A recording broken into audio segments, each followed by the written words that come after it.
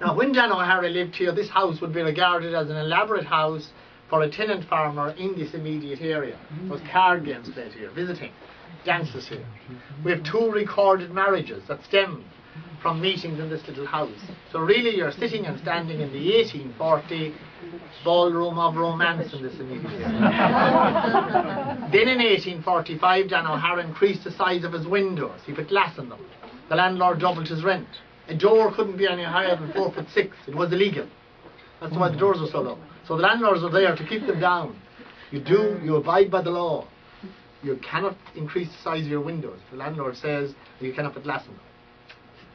So Dan O'Hara increased the size of his windows, put glass in them. The landlord doubled his rent. This was known at the time throughout those islands as the windows tax. Now the Irish didn't call it windows tax again cleverly enough. They gave it a new name in the Irish language, translated into English, and used very widely today in the English-speaking world the terminology daylight robbery. That's what that terminology came. It's the Irish call it. It's not windows tax. Robbing the people of the daylight. Now, when he failed to pay this exorbitant rent, this little house then became the scene of an eviction. The typical eviction that time was the agent arrived with the armed police. That's what we had here, heavily armed police, coming on the behest of the landlord.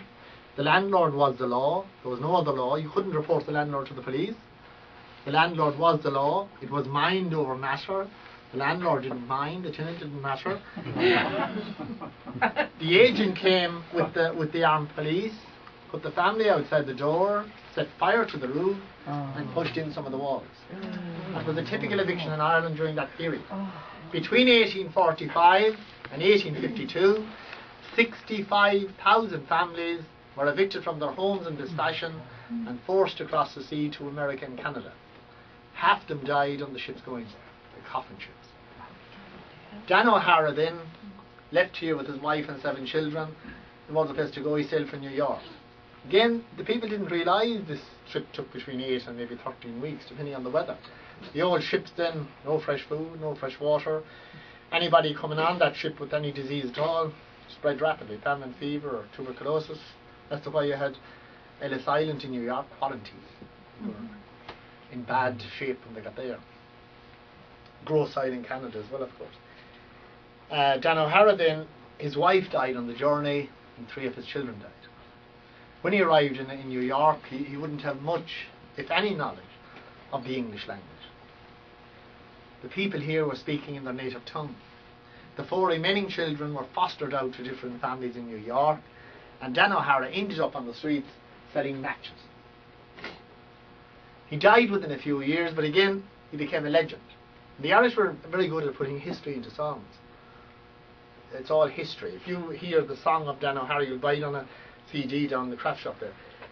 Plus a lot of the other songs as well, like Kate O'Hara, the Connemara Rose, her blue eyes rolling beauty and her red hair flowing down. So the red hair and the blue eyes of old Irish origin. Dan O'Hara's 4 remaining children fostered out to different families in New York, and he ended up on the street selling matches. So the song then you have today, there's 5 verses to it. And when you hear the song, listen to the song, drink your glass of wine, you've listened to a factual story. Not only is it a story of Dan O'Hara, it's replicating 65,000 stories. That's the amount of families that were evicted in this fashion in the west of Ireland and forced to cross the sea to America. If you take one verse from the song, it would say, "But the landlord came, you know, and he laid my old home low. My poor old wife and I was sadly parted. We were scattered far and wide, and my children starved and died. So it's here I am today, you're broken hearted. I cush le gal Macree, the blessing of my heart on you. I cush le gal Macree, won't you buy a box from me? You'll have the prayers of Dan from Connemara. I'll sell them cheap and low. Buy a box before you go, from the broken-hearted farmer Dan O'Hara." So the song is telling a factual story. Now, 1847 saw greater devastation in Ireland. The potato crop failed. Today we call it the famine. But in truth, There never was a famine in Ireland. You get famines in Ethiopia, Sudan, Somalia, because of long droughts. We know we had a drought here yesterday, of course. Wasn't much sunshine, but there was a drought. It was dry. So, you know, coming to Ireland, you don't get droughts here. The Green Isle, adequate rain. So what happened in 1847? All that happened, it happened in Germany, England, and it happened in France. The potato crop failed because of a blight fungus. But no people were made to depend as much on the potato as the Irish. But we had plenty of beef, meat, grain, wheat, butter, cheese, fish, bacon and so forth.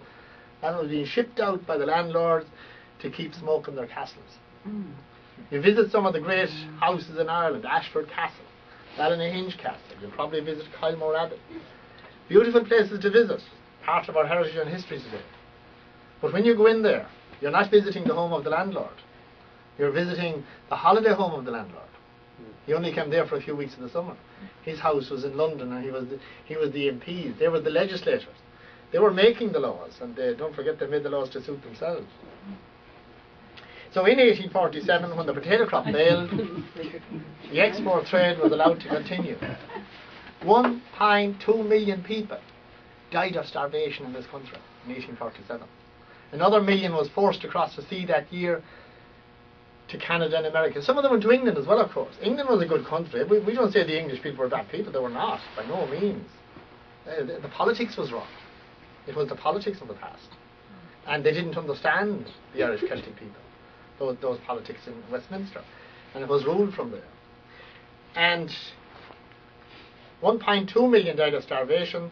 The people that crossed the sea to America and Canada, again, like the people that left before them, half them died on their own coffin ships. The population of Ireland in 1847 was 8.5 million. The population of England that time was 16 million. Then you had the Industrial Revolution in England. A few years later, population of Ireland went from 8.5 million to less than 4 million.